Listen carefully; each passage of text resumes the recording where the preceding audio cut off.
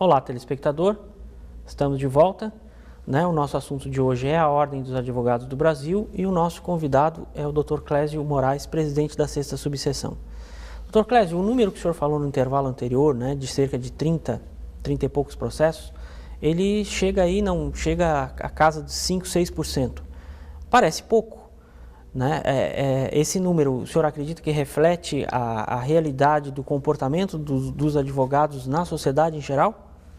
Sim, ela reflete porque esse número de processos, tem advogado que tem mais de um, tem processos que tem representações que são representações um pouco mais complexas, que realmente tem que ter um pouco mais de atenção no seu desfecho, e tem outras representações que são por casos assim muito simples, tipo pegou o processo do fórum em carga, demorou um pouco mais, estourou a carga e o juiz manda de ofício. Então, esse tipo de infração, ela não chega a dar prejuízo para a parte e são bem simples de ser resolvidas. As nossas representações mais delicadas passam pelo Conselho, o Conselho tem critério e o Conselho sempre procura fazer da melhor forma e que, se for preciso cortar da própria carne, como costumamos falar, tem que fazer.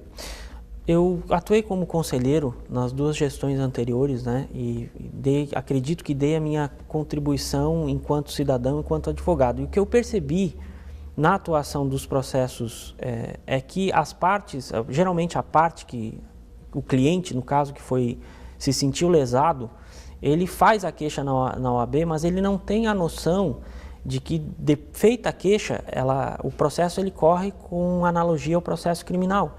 E no processo criminal nós temos um promotor de justiça responsável por produzir as provas de acusação. E na realidade a parte, ela vai lá, faz a queixa dela e depois ela não tem essa noção. Primeiro, que ela não tem conhecimento técnico.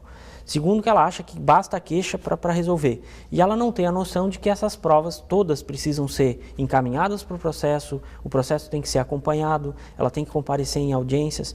Então a sensação que eu fiquei é de que muitos processos poderiam ter um desfecho diferente se a parte tivesse essa noção e tivesse essas condições de acompanhar o processo. Como é que o senhor sente isso? O senhor também vê essa realidade ou mudou?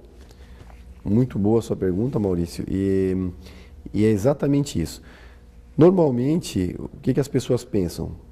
No momento de raiva, no momento ali de forte emoção, vai lá, representa e quero que o advogado seja punido. Passado esse primeiro momento, a pessoa olha, vou ter que ir lá novamente, outra audiência, tem que produzir prova, acaba perdendo o interesse, infelizmente. Digo infelizmente porque se o profissional ele não agiu com o zelo que deveria, ele deve sim ser punido. Só que o relator do processo não compete sair correndo atrás de provas. Quem tem que trazer a prova é a parte. Se a parte tem uma prova escrita, se tem testemunha, e esse desinteresse no transcorrer do processo é muito ruim para o processo. Por quê? Porque a gente tem que dar um desfecho no processo e se quem foi prejudicado não faz a sua parte, não vai até o final do processo, demonstra o desinteresse, não tem como punir o advogado. E não que nós estejamos lá para punir o advogado. Agora, quem não agiu com a ética que deveria, deve sim ser punido. Até porque o bom profissional, aquele que honra todas as leis, ele não pode ser punido, cair na vala comum, por uma conduta de um profissional que não teve o zelo que deveria com o seu cliente. Eu vou além disso. A parte em si, quando o advogado, não estou falando em processo administrativo disciplinar, mas nos processos normais, a parte vai te procurar, tem que fazer essa ação e tal, e aí geralmente ela tem um interesse durante um tempo, mas quando tu começa a ligar e pedir, olha, precisamos de tal prova, precisamos de testemunha, muitas vezes a parte, ela no meio do processo, ela começa a achar, mas eu não sei o endereço, mas o senhor é que tem que saber. Não, quem tem que saber o endereço da parte contrária é o cliente, ele é que é o titular do direito. Ele é que vai ter que me passar todos os meios para que o processo realmente atinja o êxito. E com o processo disciplinar é exatamente a mesma coisa. Então, se quando ele tem o direito, ele perde o interesse no transcurso do processo, num processo disciplinar, onde teoricamente ele não iria ganhar nada, vai ganhar porque vai ajudar por nenhum advogado que não agiu com aquela ética que deveria. Agora, não vai ter nenhum objetivo, nenhum lucro financeiro, acaba havendo esse desinteresse, sim. Muitas vezes a parte muda de telefone, não avisa, e isso é péssimo para o processo, que prejudica totalmente o desfecho do processo. Bom, nós já vamos nos encaminhando para o tempo final do programa. Eu queria agradecer a sua presença, né? É importante a gente esclarecer a população, é importante a gente tornar a OAB acessível para a população, para que ela entenda que ela tem acesso até o nosso prédio, né? E que a OAB, como uma instituição, ela tem uma história dentro do Brasil. É um orgulho para mim poder ajudar e participar, e como advogado e como cidadão, né? E trazer aqui os esclarecimentos que a população precisa para que a gente tenha aí uma OAB cada vez mais forte e atuante, seja no cenário de defender o direito do cidadão, seja também no cenário de defender as prerrogativas dos advogados e atuar veementemente também punindo o mal profissional. Dr. Clésio, uma mensagem final para nós, por favor?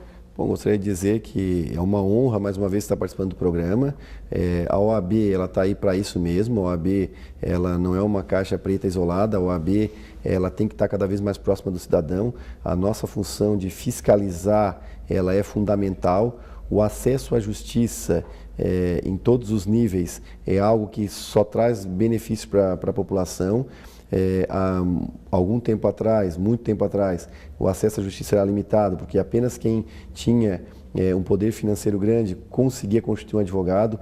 Hoje, graças a Deus, graças ao número de advogados que temos aí em nossa região, o acesso à justiça ele é possibilitado em razão da facilidade com que se consegue ter um advogado, e estamos bastante satisfeitos com o nosso trabalho.